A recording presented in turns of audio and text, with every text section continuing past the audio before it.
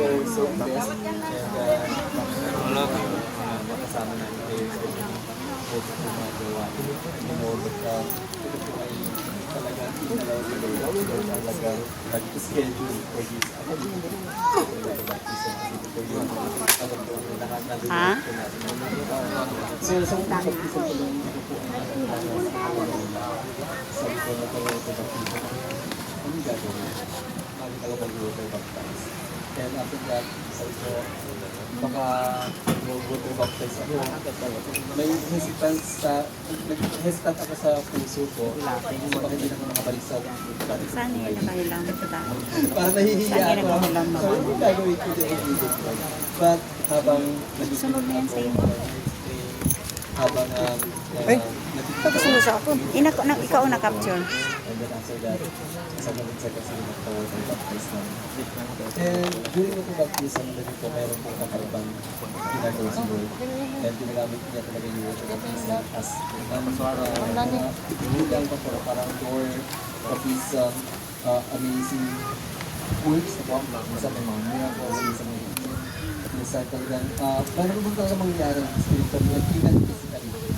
Ang water baptize po ako, sabi na may mangyayari sa dito. Ano mangyayari sa akin? Ito water baptize ako pag-akot ko, nagkaroon ako ng vision na para bang pulang-pula, parang dito naligo sa dito, parang gano'n sa ito. And after that, sabi ko, Lord, ano yun? So, nag-pray ako. And after that, mula ko noon hanggang ngayon, that was 28 years na 17 years na po sa Pilihan. Naging malaking instrument yun ng Panginoon sa atin na hindi ko na talaga nabalikan yung bagay.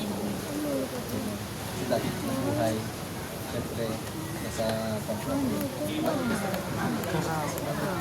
Yung dati kong buhay na po, nung wala pa ako sa Panginoon, ayaw ko mag-linggo, nagulong pa ako. Kasi po yung dati kong, maraming kapadaan dito, maraming kapadaan. Yung dati kong girlfriend is born again. Hiyaya niya ako maging born again. Pero dahil sa hindi ako naging born again, nagkaroon ng divine encounter, isang divine encounter,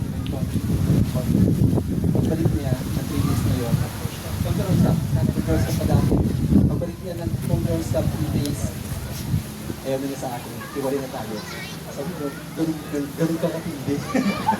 Ang born again, kaya lalo akong, sabi niya sa akin, okay, nag-conference camp ako, ayaw, iwali na muna tayo.